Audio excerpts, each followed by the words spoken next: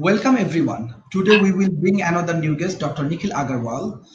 She has depth knowledge on technology and techno policy and many interesting ideas.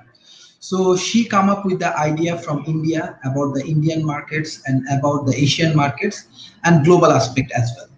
So hello, Dr. Nikhil Agarwal. How are you? I'm fine. Thank you, Sharif. Good to hear you. Thank you very much. Yes, thank you, sir. So, can you please introduce yourself and your activities and your research experience with our audience? So, I am currently working with an institution called IIT, Indian Institute of Technology in Kanpur. It is one of the oldest institutions in the country. We are celebrating our 60 years of existence.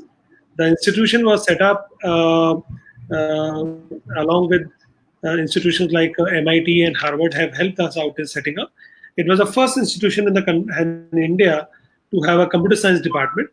So we are the pioneer in computer science. And recently, one of our alumni, Mr. Arvind Krishnan, has been appointed as a IBM Global CEO.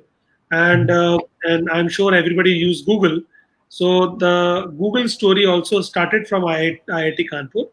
The MTech supervisor of Larry Page and Sergey Brin. Sergey and Larry did their MS from Stanford, as you know, was the gentleman called Professor Rajiv Motwani. He was our alumnus. So there is a very deep relationship with the tech world and computer science world with IIT Kanpur. That's my institution, which I'm currently with. In past, I have worked with as a government specialist. I was the CIO of a state called Andhra Pradesh recently before joining this job. And before that, I was a professor in UK at University of Edinburgh.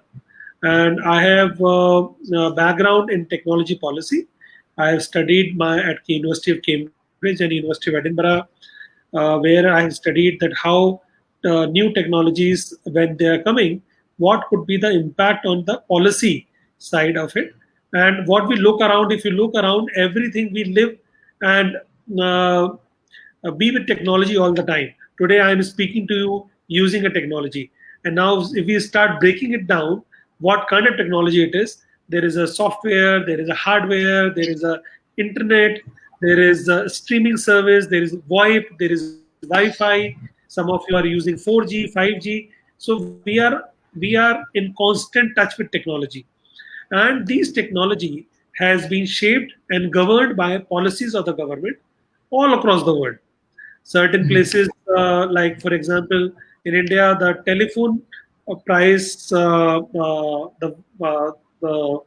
internet prices are very cheap as compared to US. So in US, if you are having a similar kind of activity and you are having similar kind of data plan, you may spend $50, where in India, you may spend just less than $10 for the entire month, just because of the policy of the government, because the government wants more and more people should have an access to internet. And that's the reason India has become one of the largest user of mobile internet in the world. More than 1 billion people use mobile internet today. So it's all because of the policy of the government. So everything, whatever you see, if the vaccination, like today we are living in a very difficult time like COVID, if the vaccination comes, it will be the policy of the government to how many vials to produce, testing, how many testing has to be done, who are the people who are given the vaccination first or second, whether the vaccination is accepted in a countries like Malaysia or India, that we also don't. So everything related to a policy. So technology is done by the scientists, but the policy is done by the government. So it's a combination of technology policy. That's my interest area. I'm very interested in innovation per se, any kind of innovation, whether it's a grassroots innovation, whether it's a high-tech innovation in artificial intelligence. I'm very interested in that. Today, we have more than 100 companies that we are mentoring at the part of IIT Kanpur Incubation Center.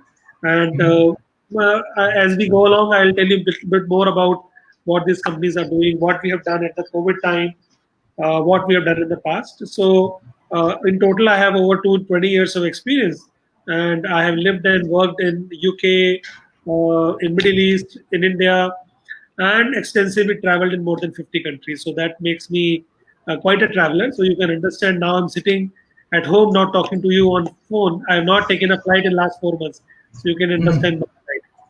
Yes, yes, and this is the very vast knowledge and very interesting knowledge you have. Our audience, like we want to know a specific one point. Let's say we have some lack of knowledge on vaccination procedures and the policy and other thing, how the trial works. I think much people they do not have enough knowledge on that particular points. How many trials we have to finish or how this process works. What's the idea you want to share with us? How we when we generate this kind of policy, how it works, how you give them guidelines, how you consulting them or working as an advisor for them. Because that's a very interesting question in today's context. The vaccination, I'll tell you what is the normally happens, not in the COVID time. So normally happens, let's say there is a vaccination needed to become for anything, for HIV drug or for cancer or anything. There are a number of vaccines keeps on coming all the time. Normally, a pharma company, if they start doing the research today, and by the time they will get an FDA approval, it will come to the market. It is a 20-year-old, it is a 20-year-old circle. It takes 20 years approximately to get the testings done. So first is lab testing has to happen. So they will use the animal cells or human cells in the lab, that whether this vaccine is working. The second step comes in animal testing. Animal testing can also take years. So normally it is started with mice, because mouse are quite domesticated, and the testing is done on mice, and the mice works. Then the third step comes the pigs. So the anatomy of the pig is very similar to human being. So the pig testing is done, and then the next step comes the human trials. So after everything is cleared, then you have to submit to the government that okay, this particular vaccine is absolutely safe for humans for trial purpose, and there is a huge insurance and everything is done, before if something goes wrong, that's also challenging. And then the human trials starts. So human trials also take many years, 4 5 years, 6 7 years. Once the people who are in question, they started getting proper results, then the FDA or any agency which is more popular in the country, they gives an approval, and then it goes to production. Now once it goes to production, so lab testing is very different than the production vaccine. So it goes into mass production, and production then it is produced and it distributed. First few years, so the advantage of, let's say, a pharma company coming up with a vaccine and making in the market is that they give up to 10 years of time. After 20 years of development period, they give up to 10 years of time that this vaccine cannot be produced. If there's a patent, this vaccine cannot be produced by any company. So they have to cover the cost, because you can understand the kind of investment that goes in for production of doing 20 years of trial. So the 10-year is and then after 10 years, the vaccine becomes a generic vaccine. So the drug is released as a generic drug, and then number of companies can manufacture it. So in a current COVID situation, what is happening? So this 20-year period is being cut short by a few months. So now there are many companies and many organizations which are going through the testing phase. In India, we have one or two candidate drugs, what they call them. In Oxford, you must have heard, Oxford is designing one drug. US, there are drugs that have been designed. China, there has been drugs being designed. So they are designing, and they are immediately going to the animal trials. And if the animal trial is showing some kind of improvement, immediately the number of vaccines are getting qualified for human trials. And Oxford was one of them.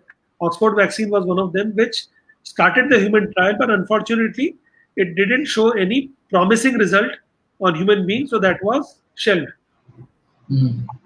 Yes, this is very challenging procedures, and if we think about the supply chain management and its policy, because when the vaccination come for the manufacturing, what you understand, even we know that India actually even especially from Pune. We think that India also producing billions of vaccine and other things. What the interesting informations and the inside story we can get from you? Because now this is the burning issue around the world. Yeah, so the real challenge is, let's say today the vaccine comes. It's a First of all, it's a very difficult situation. The vaccine comes. Even let's say assume today is Tuesday, 30th June, vaccine comes on 1st of July. Everybody will be happy. But by the time the people will start actually getting vaccinated, as I have said, the vaccine is approved, then it will go to a production process, and uh, uh, once, and then it comes to the commercial availability. So it will take at least 6 months before it comes at the commercial availability. And imagine the country like India, if you have to do a vaccination of 1.3 billion people. Now, I can Yes. tell you some of the figures. Let's say even uh, a million people are getting vaccinated every day. It will take more than 2 years to get everybody vaccinated.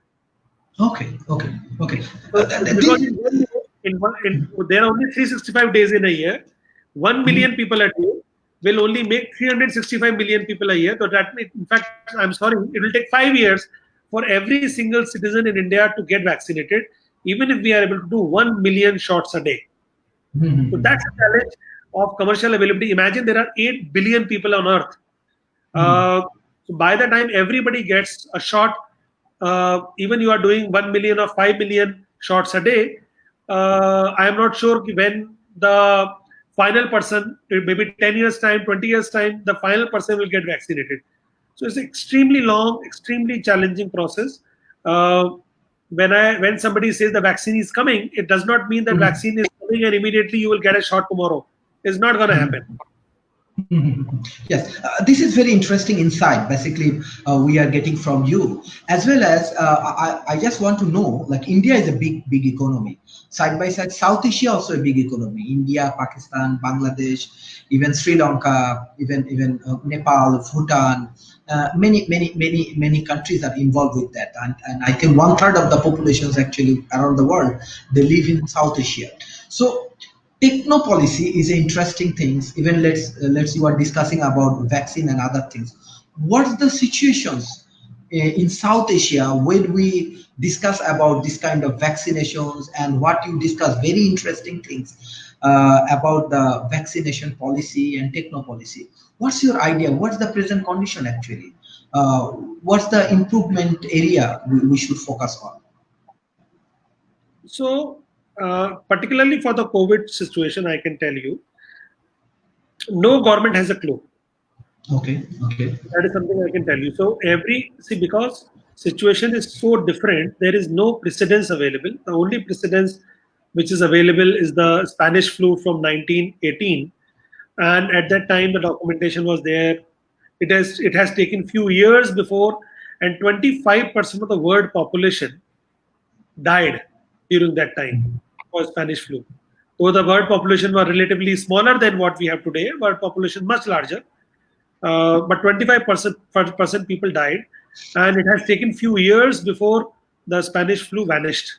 So, and it was assumed that almost all the world population got infected. Some of them died, some of them survived. Those who survived have gone. So there is a very high possibility that everybody will get some kind of mutation or traces for COVID. So the governments are absolutely clueless. So as a precautionary measure, the number of government like Indian government have done what we call lockdown. This is a common word nowadays. Every country has done it in lockdown. So for few days, the idea was that they will try to control the spread of the virus, but that lockdown has a mixed success. So you can keep the people locked down for some time, but you cannot keep them indefinitely, because it directly affects the economy, it directly affects the uh, livelihood of the people, and staying indoors for a long time also could be very challenging for your health and safety. So if you go out, then you get a disease. If you remain inside, then also you are challenged. So both the challenges are there. So as far as the policy, and same situation is there in Pakistan. Pakistan, Bangladesh, Sri Lanka, Bhutan. Unfortunately, the whole of South Asia is not a developed economy. We may be the large economy, but still the people in India, Pakistan, Bangladesh, Bhutan, even Malaysia, people are poor. They are not rich. There are less number of people which are rich, more number of people which are poor. They had dependent on the daily livelihood.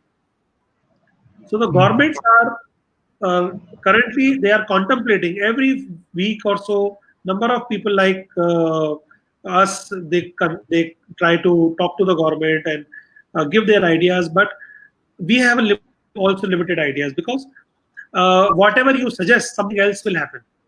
So at this stage,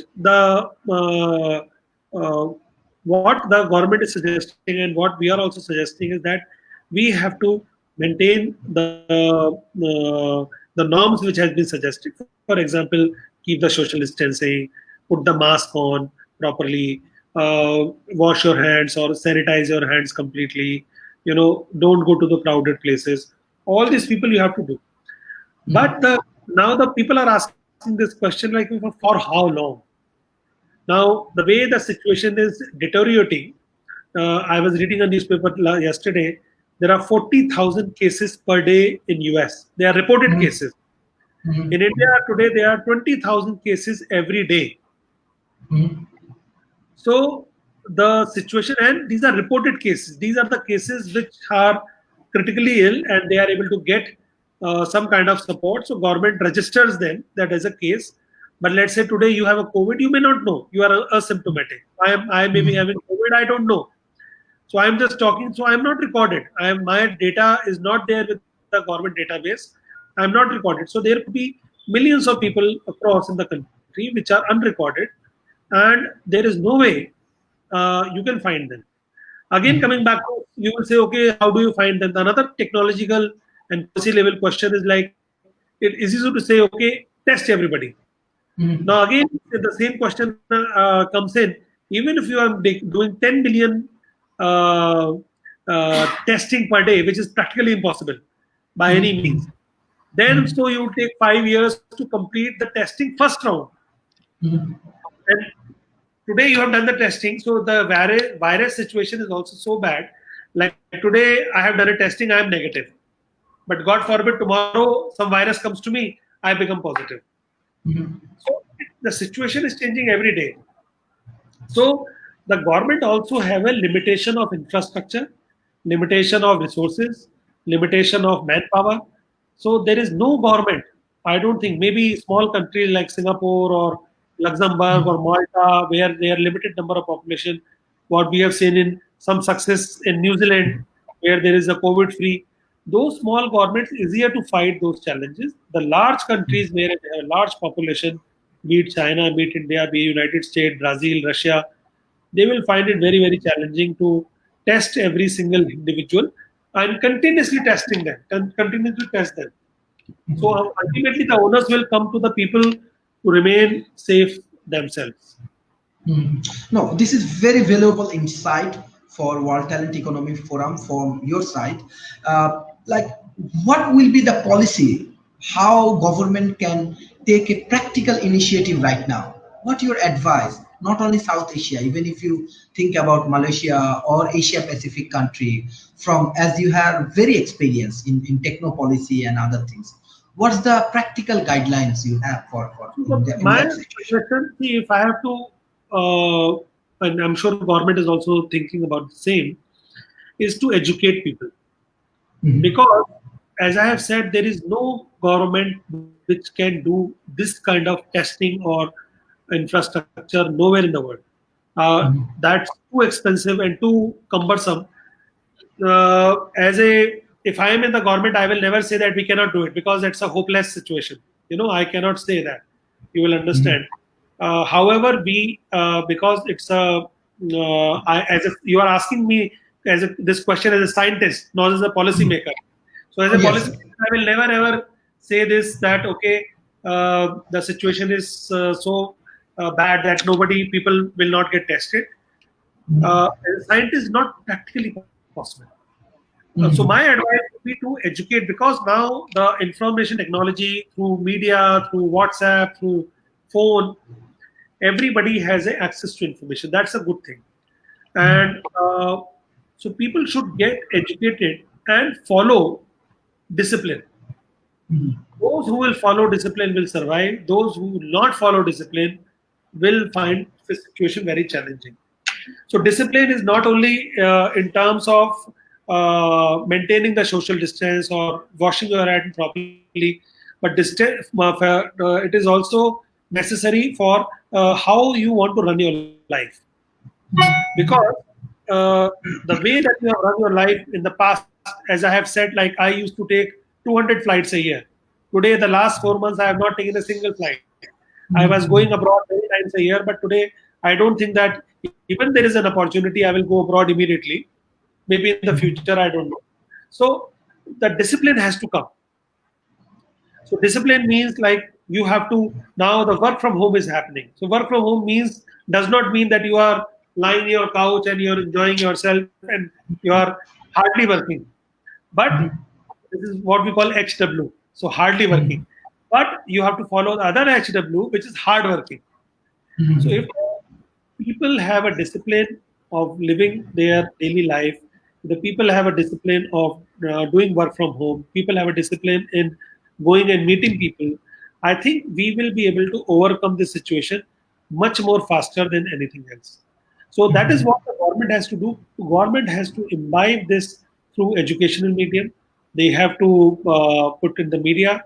They are adequately doing. I'm sure they are doing, and more volunteers are coming forward. Whether it's from Bollywood or Hollywood or from everywhere, people are coming forward and communicating the same. Now, bang bang has to happen every time this issue has to be raised and it has to be put in. Even if you are going out, you are in the business, you have no choice, but you have to go out and you earn your livelihood, but you can do it differently. You That is something which the government has, and there are examples in New Zealand, as I have said, where by the hard discipline, today that country is COVID free for last many weeks, and there are less chance that the COVID will come back in that country if they keep on following their discipline. So chances are that your community, your country will also go virus free if you follow the discipline and listen to the government. And the government can also talk to it should be an iterative communication. And I am talking to the government is also talking to me, because the government is by the people, for the people. They are not just by to rule the people. So I'm sure all the countries which I've talked about, all of them are democratic countries. There is elected government. They are also keen. And as a citizen of the country, we have to help them out, because uh, they also don't know, frankly speaking. They are the people just like you and me. If you and me are educated people, we have no clue what's going on. How the people in the policy circle will have a clue? They may be having a little extra exposure for a little more information, but tomorrow what will happen? Nobody can tell you. Nobody can tell you. No scientist can tell you. No policymaker can tell you. No leader can tell you. Nobody can tell you. So we have to work together. So it's a industry, citizens, government, all have to work together to find the situation. Get yourself educated. Talk to the people who are around you. If you find some people who are not able to follow discipline, uh, please educate them. Uh, like today, there are some people at my house. So immediately, what we said, okay, you wash your hand, you sanitize your hand. So all these things have to happen.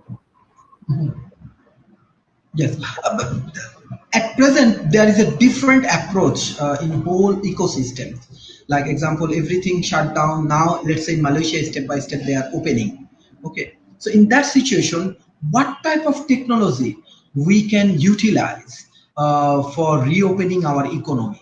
What's your advice? What do you think? Even next 2 3 years, what do you think about new economy and new norms based on technology and technology integrations with the local economy?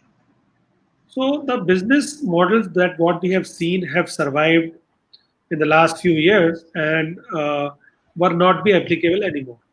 Like for example, recently there was an interview about from the CEO of Airbnb. Airbnb in last 12 years were last valued at $40 billion. They were one of best companies in the world. They were like the top-notch startups. Uber, another examples exist. Now these companies have come up on a sharing mechanism. Okay, Mhm. today people are afraid of using public transport, cabs, so nobody is taking Uber anymore. So the people, not only the Uber companies is in trouble, but the drivers who are employed are also in trouble. Same thing goes with Airbnb. So Airbnb CEO was saying, I have taken 12 years to build up this company, but now it is house of cards. Within 6 months, the company is decimated. Nobody is going to for holidays today. People are scared in going to somebody's house and hiring and going for a holiday. It's not going to happen. It's not going to happen for few years. So the new model has to emerge. So those models which were existing models, whether it's Uber or Airbnb, and I can give you thousands of examples, those models will not work. Like people are going and eating in a fine dine restaurant. People are going and using the public transport. Like public transport was quite a buzzword. Now people go for more and more private transport. The people are actually in India. I can tell you, more people are buying bikes, cars, because they don't want to use the public transport. So metro and all will not be the same the way we have seen metro. London Tube, New York Metro, all these places will be deserted. So the new model has to emerge. So there is no way that if imagine that every private person will come on road with their own vehicle, there is hardly any space to walk or even drive. So the new business model has to emerge. New business model, the way you work, the way you live, all these things. So your home is becoming an office. So now many companies which are supplying home furniture, they are doing fantastic business because everybody is asking them to send a desk, send a chair. Earlier people were not at home, so they were sitting on a sofa and sitting in a bed. But you cannot work for 1 hour sitting in a sofa, or 5 hours working in a bed. Your kamar will go bad, like your back will go bad. So ultimately, you have to find you need a proper desk to sit. So the home furniture are getting modified. Now, if you have kids at home, earlier you were just having one laptop, and kids were probably not having laptop. Now all the classes are going online, so the kids need a laptop. They require technology. Earlier, you were not using Wi-Fi at home, maybe just using 4G from your mobile service provider. But today, you will need a Wi-Fi plus a 4G plus another alternate connection. Yes, till date you are going and shopping in a luxury outlets and malls and other places. Today, you don't need those many clothes. You don't need shoes. When you will not even go out, why you need shoes? Your shoes will not get damaged. Same thing, your clothes. I am sure if you are in suit today, I don't know how many days you have actually wore the suit. But otherwise, if you are going to office, you will wear the jacket and you will wear the suit every day. So these business models of having big retail showrooms, big shops, big malls will change. So new business model will emerge. More online business model will emerge. More sharing economy will happen. And the sense of community. So earlier in big cities, we were forgetting about our neighbors. If you are living in a big city like New Delhi or Kuala Lumpur and you are living in a nice apartment, you don't know what's the name of your neighbor. But today you know that because he's the guy who is living with you for next 2 3 years, and you are the one who are meeting him. You are exchanging food, you are exchanging if you need something. So neighbor is your new community. Earlier people were the friends who are far, you can talk to them, but they are not available to you when you are in need. So people who are around you, so new the feeling of community will emerge. So those new business models and new lifestyle models will emerge as we go along. That is what I'm thinking. No, this is actually excellent idea because in Malaysia also we are observing many of the strategic changes and many things happening. Hopefully, it will be very good guideline for Asia Pacific market as well. One specific things as you are running and involved with one of the best tech institution in India, and you have a global exposures and the global connection and relationship. What's the new technology you are trying to invent or you will in futures you will introduce with the modern economy or based on the present situations? Can you give us some idea or how it So, works actually as a top IT institution, how it works? so I can tell you a few examples. The first in education space. Mhm. So particularly like we are education institution, we have kids at home who are sitting at home and studying from home. So schools are also not ready to teach you online because they have never done it. The university, big universities are also not ready to teach you online because you require different methodology, pedagogy. Students are also not ready to accept that education. So now the new education model will emerge. So one of the education model which I propose is a community study model. So you are doing a Zoom call with your tutors or with your schools for few hours. Now you have a lot of doubts. In earlier time, the kids were on the school, they were writing and they were showing to the teacher. There is no way today you can do that. You cannot do maths. You cannot. Uh, the kids cannot write. Their writing will not improve. Everything has to be typed, right? So the community business model, the community education model will be, for example, if I am a parent, my mathematics is good. You are a parent, your chemistry is good. So why don't we invite the kids from the community to have a tutorship free of cost for few times a week, right? So you are not only using an opportunity to invite and interact with the kids, but you are imparting your knowledge. Same way, let's say in terms of technology wise, like uh, I was speaking to a venture capitalist recently. So they were saying that they are investing into technologies which will make the virtual life like a real life. Like if you want to go to the gym, you want to run in the park, you want to experience home cuisine, like you want to go to a meridian to have a very nice meal. Now how do you experience it at home? Which are those business models that will come? So without even going to the office, can I create an environment where you and me are not just logging in, but we are having a VR camera? It looks like that we are sitting in a conference room and all our audience are sitting there. So more near life experiences. Same way in school education, or if we can create a mechanism where the people can actually sit in a class and they can do all these writings and somebody is teaching on the board. So you have an experience of being there, not missing out, but you are not there actually. You are sitting at home or doing something. So VR technologies and AR technologies exist, but now it should become more affordable. It should be available to everybody so that so your virtual life becomes the more real life. That's where the Yes. new idea will come. Yes, this is very interesting and effective. Even Asia Pacific, Malaysia is an like university hub. There are a lot of university.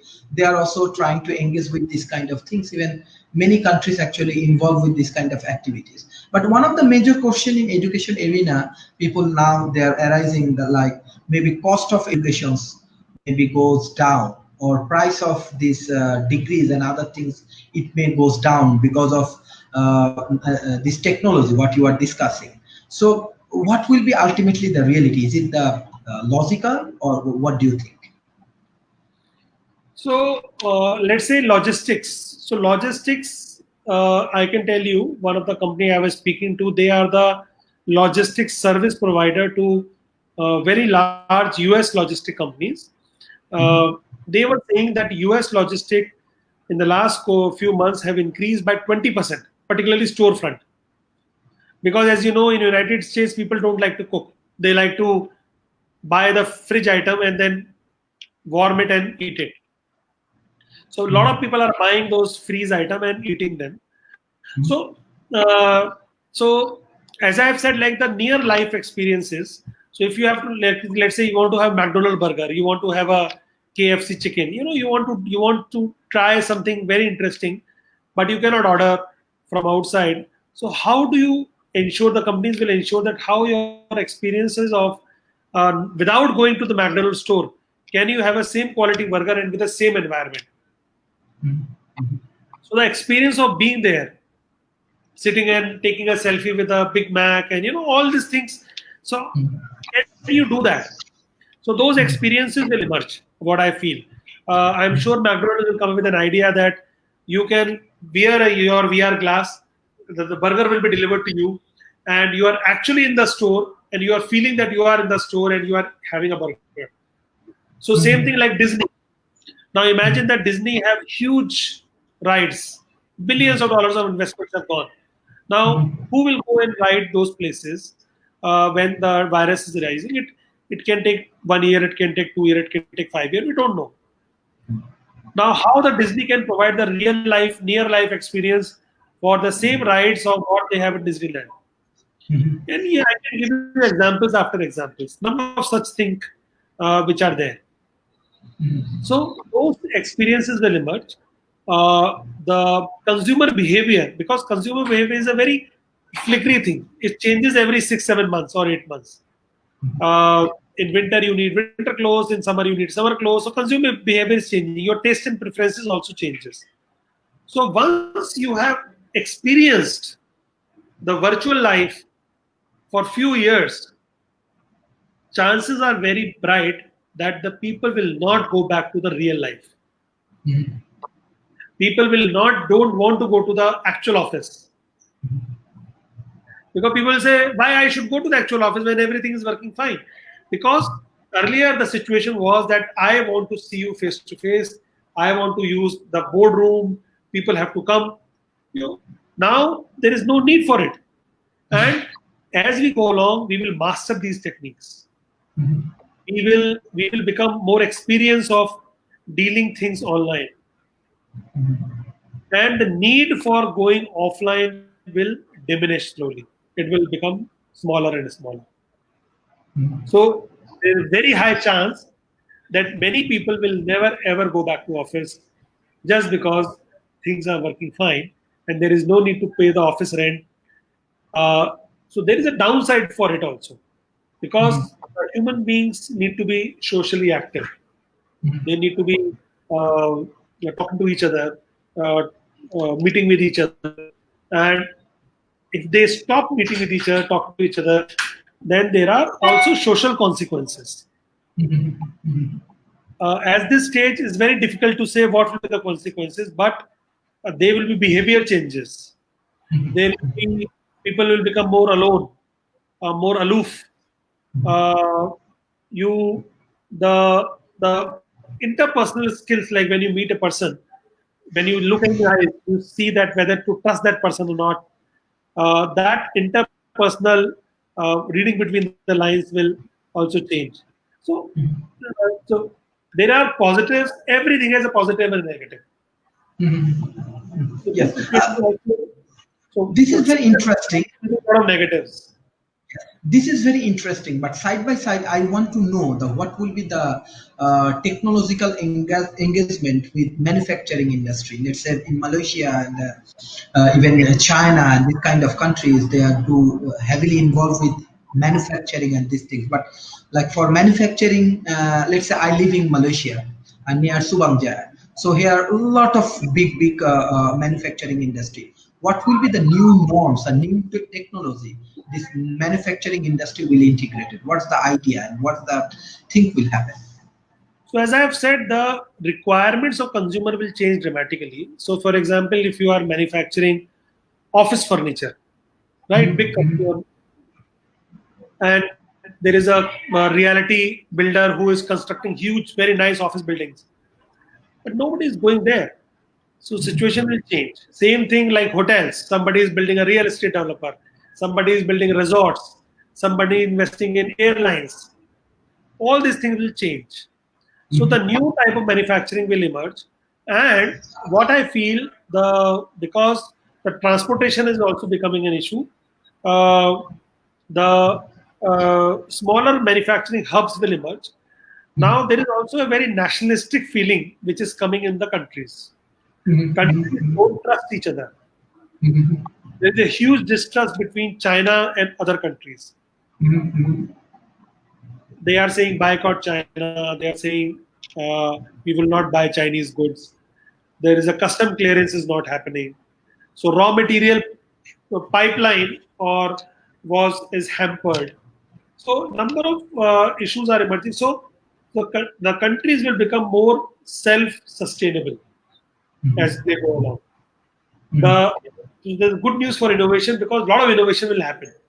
The dependency on outside innovation is less. But at the same time, again, there is always, as I have said, there are two sides of the coin. Downside is that the countries will be less collaborative. So earlier, if a technology transfer happening, this is happening, the globalization will be hampered. Global companies may not be the same as we see today, because today, in fact, yesterday I can tell you there are 60 Chinese apps which were banned in India because there is a some other dispute happening. There is some kind of conflict happening between India and China. Now, 60 of these apps were very popular apps, and they have mastered the technology of engaging people. Now, that is also an opportunity for Indian developers to start their applications. New domestic apps will emerge. But now the Chinese app will be ceased to become a global companies. They will not be a global company anymore. So I am an Indian company, you are a Malaysian company, this person is a Chinese company. So innovation will be replicated in different places. That's a challenge. Uh, so manufacturing will become nationalistic. The smaller manufacturing hubs will emerge. I have a doubt that there will be very, very large manufacturing hubs, because countries are also saying that make in India, make in Malaysia, make in Singapore, don't go anywhere else, but do it here, do it for own country. Trump is saying that make America great again. So it's a very nationalistic sentiment which is happening, and not every country can make everything. It is not possible. So eventually, there will be supply chain issues, there will be manufacturing issues, technological issues. Because when I start manufacturing something and I'm not allowed to use your knowledge or technology, then I have to build it from the scratch. No, this is very interesting idea. Let's say if we think about the Asia Pacific market, there are many smart city projects. I think it's more than 40. And do you think any new technology or technological features will be integrated with the smart city, as you have a huge knowledge on IT and these kind of things? What's your idea? What will be the next future of a smart city? So smart city was to make city more livable. That was a simple idea using technology.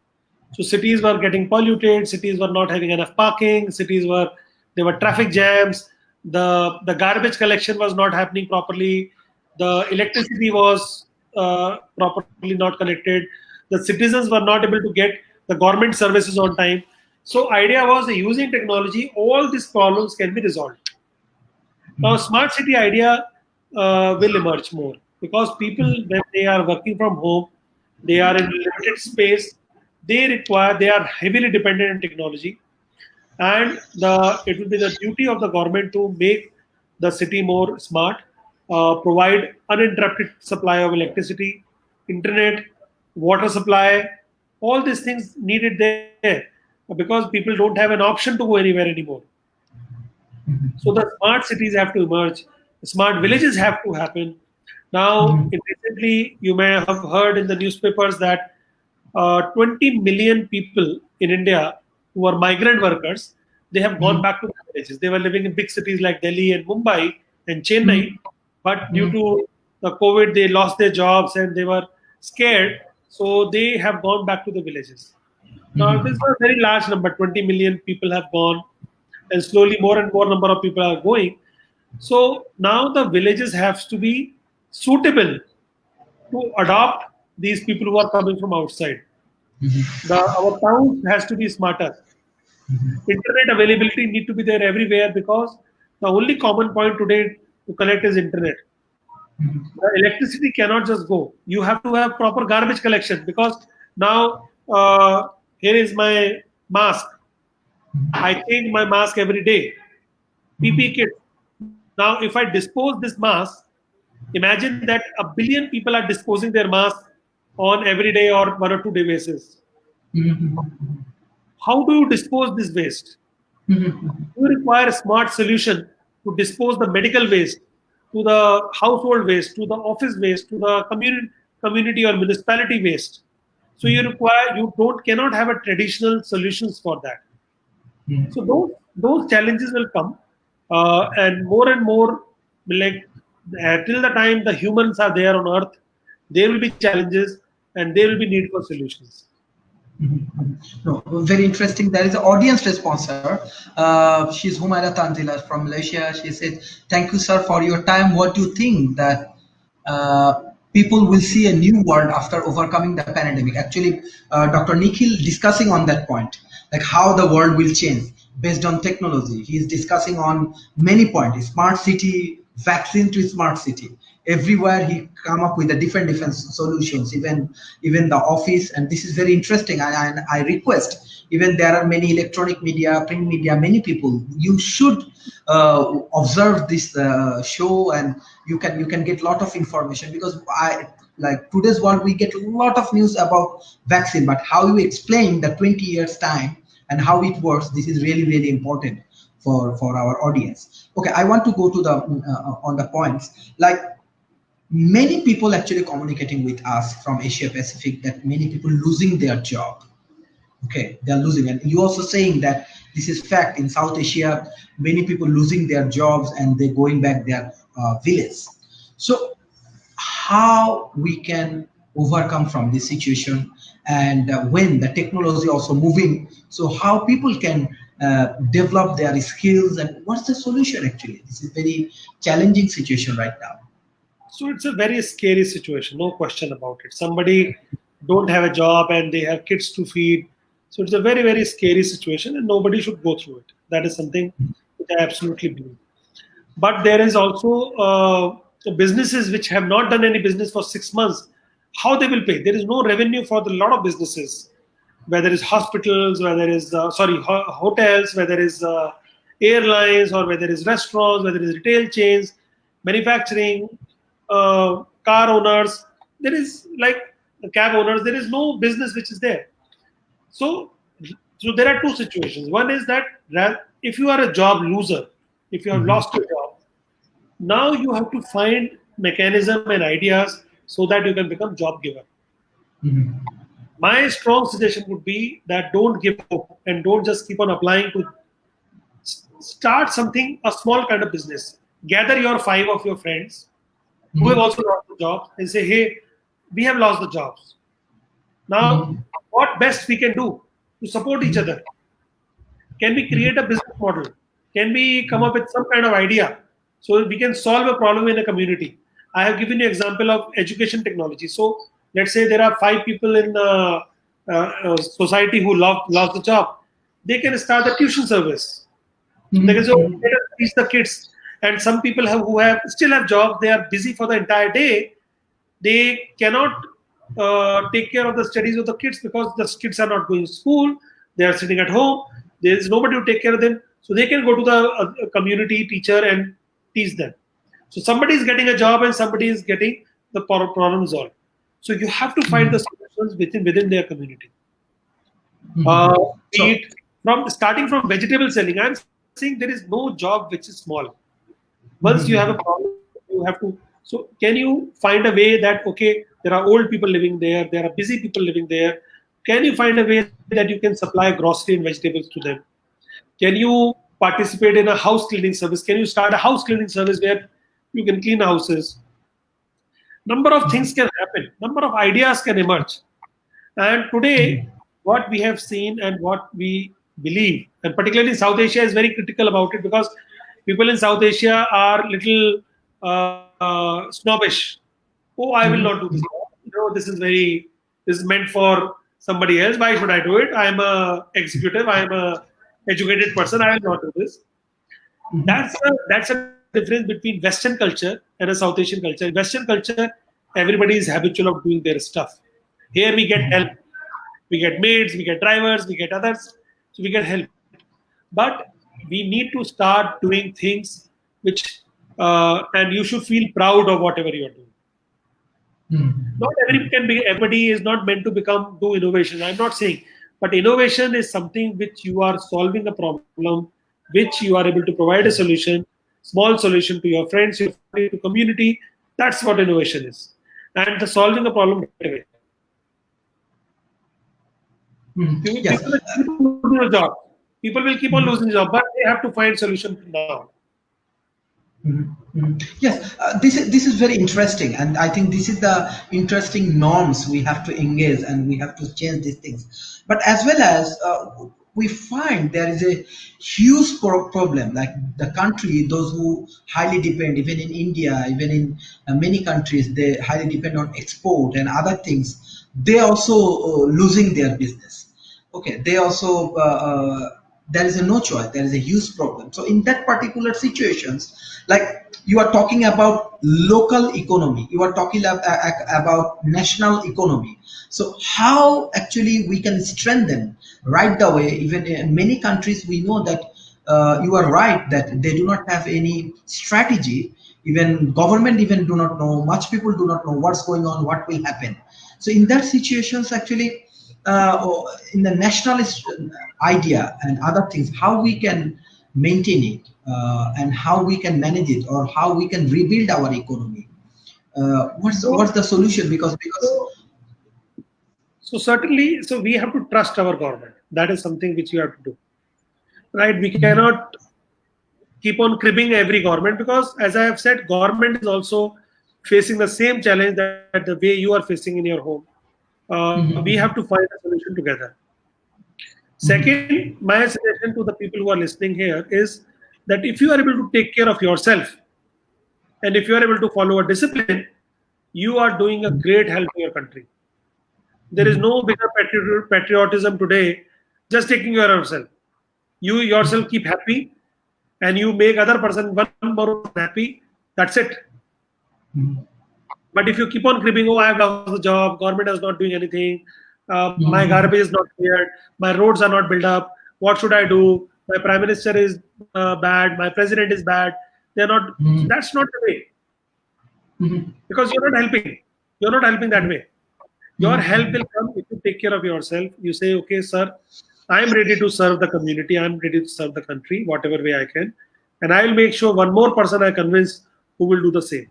If you are able to take care of yourself, that's a great service to your country and to community, to the whole world. This is not a time to cry anymore because by crying, nothing will achieve. It yes, will not achieve this is anything. very, yeah, this is very like interesting advice you give in our forum. Specifically, I just want to share with the Malaysian condition. If you see that Malaysia is not highly affected for COVID-19, and death rate I think around the world is very low. I think 118 people died only, and 8,000 something from 30 million people, 8,000 something affected. And here actually both of the things, like governments, they also taking a very good initiatives. On the other hand, people follow here Very nice. people are very very obedient. What you are talking, like here people is not go to the roads, they are not go for any of the indisciplines or anything. They are very disciplined. Let's say in my condominium there are 12,000 people live, but I never hears any of the last 4 months any of the problem or anything. So that is the beautiful advice you give, like government is not alone. There is a much people need lot of support, and is most importantly they have to create awareness. We have to create a lot of awareness, and we have to save ourselves first. Like we have to think that how we can save ourselves. So this is the beautiful thing I can share about the Malaysia. So another important thing is that there are many challenging situations we saw and we observing, and a lot of competition right now, that US China relationship, China India relationships, little bit of tensions. What do you think? You are a scholar, you have a global expertise. What do you think?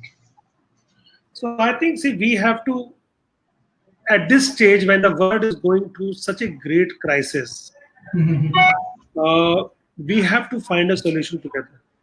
So definitely there is a some kind of resentment from China because the way the China is behaving currently, a lot of countries are not liking it because anyway we are in trouble, and then you start showing your muscle power or showing your trade issues. Whether any see when you want to clap, you cannot clap with one hand. You have to use both of your hands to clap. So both the countries have some issues which are there. But when the world is going through such a situation, my honest advice and, in fact, appeal to the world leaders is that let us go back to our feet first rather than fighting ourselves. Uh, Mhm. because when we are together, chances of finding a solution is faster, quicker, and more effective.